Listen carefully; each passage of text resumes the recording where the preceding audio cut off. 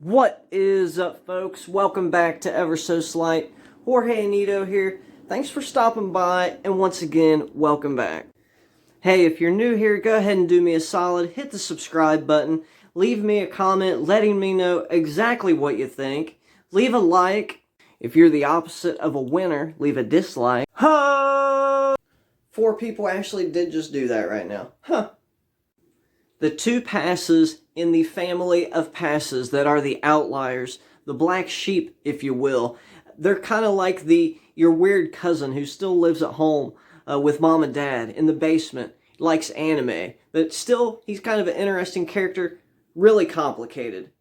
These are those 2 passes. Number 1 is the half pass, and 2, the one that we're going over today, the bluff pass. And to be completely frank and honest with you, we are doing some variations. 2 variations, pretty unique ones, I'll say. And then 1, which is not a pass at all. It's not a bluff pass. It's more like a bluff move.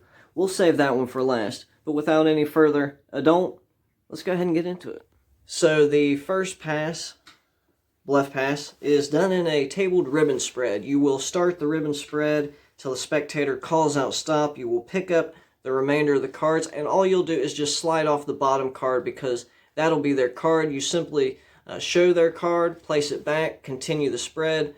You can bump up some cards in the middle to indicate, hey, that's where it is, and wouldn't you know, yeah, left pass fashion, second from top. This is a Joshua J move. You'll start the spread, leave yourself enough, I guess maybe at least a third of the deck or so. So you'll stop around there. You'll take up this block of cards. Now what I like to do is get a thumb break on the top card as I peel away the bottom card. And it's okay if you drag a few of them out as long as they see that, hey, that's the bottom card. Now turning this card over is important because this is going to cover the deposit of these cards, because what you're essentially doing is dropping all these cards on the spread except for 1. And so you do that under this action, right? So do that again. Thumb break, drag a card, show, you drop the cards.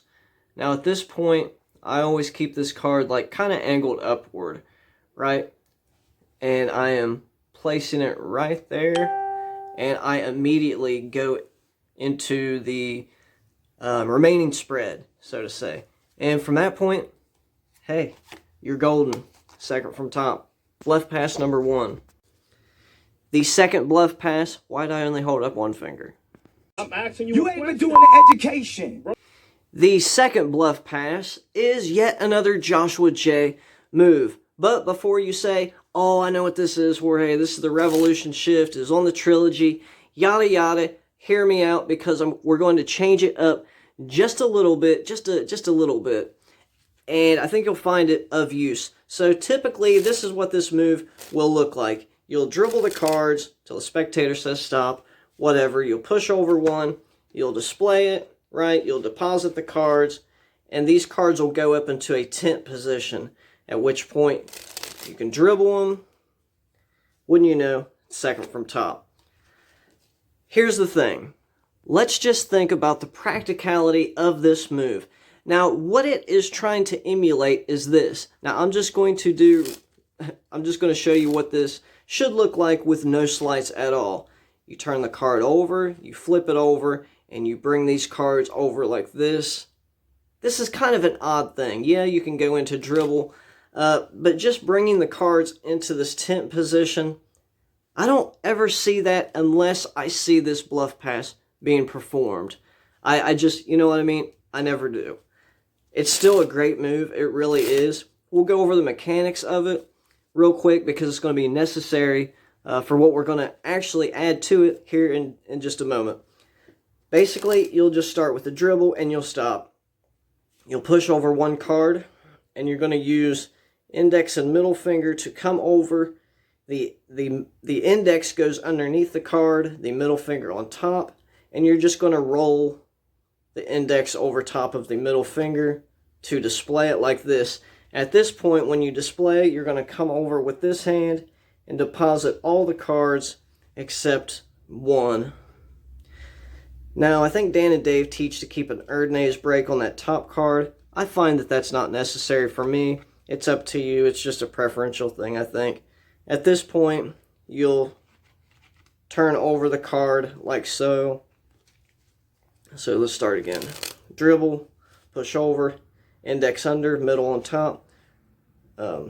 Rotate it, deposit everything.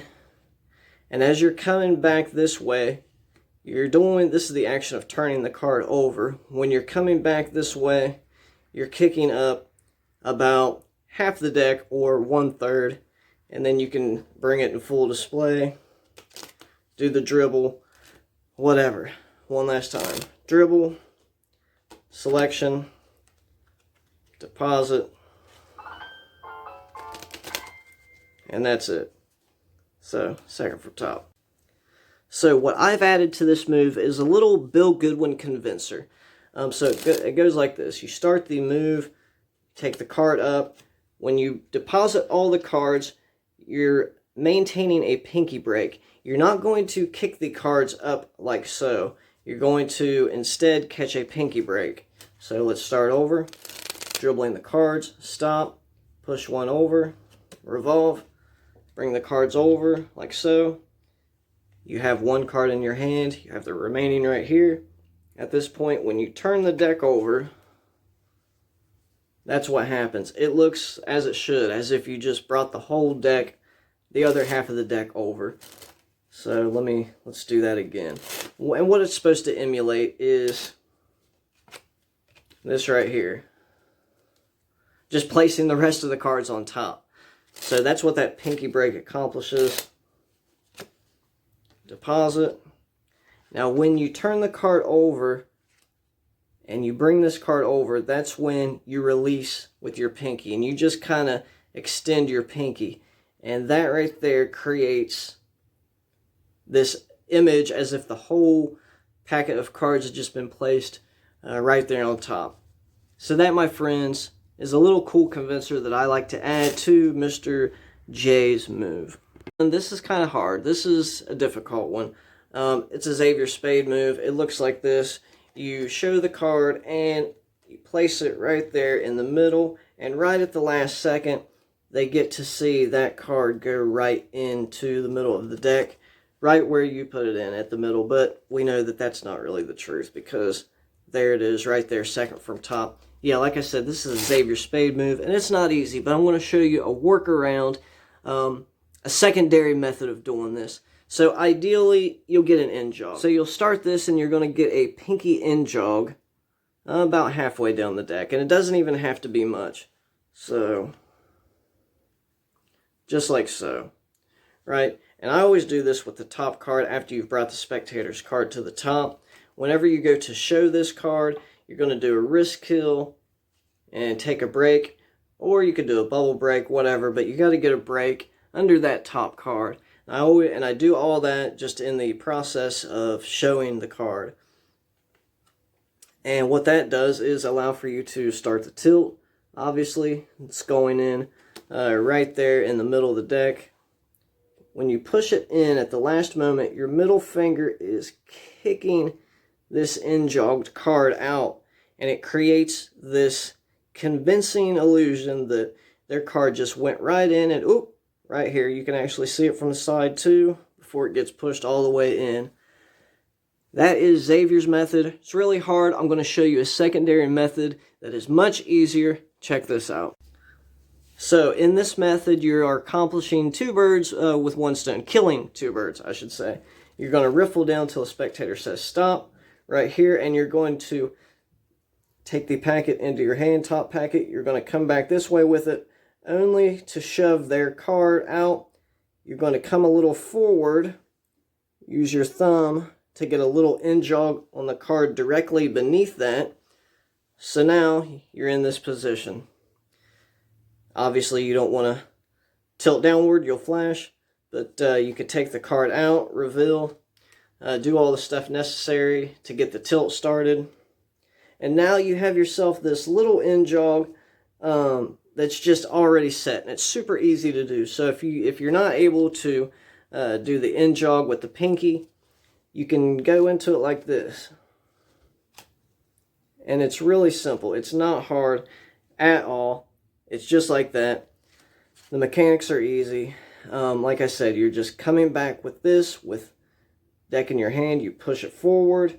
You stop. You're gripping this card so it can't move. You come forward just a little bit, just so your thumb can get back here, and just extend back, just to kick that out just ever so slightly. And there you go. You're set up for the move. And to be honest, the bluff passes, they are kind of a challenge. You may get around just being able to do it easily, but I mean, I find for myself, to make it look really nice, that's the struggle. That's where the fight comes in, is making these actually look really good. That's where the struggle is. But anyway, guys, there's 3 of my favorite moves, 2 passes and a move, all bluff related. I hope you enjoyed this video. Jorge Anito here, signing off. Be blessed.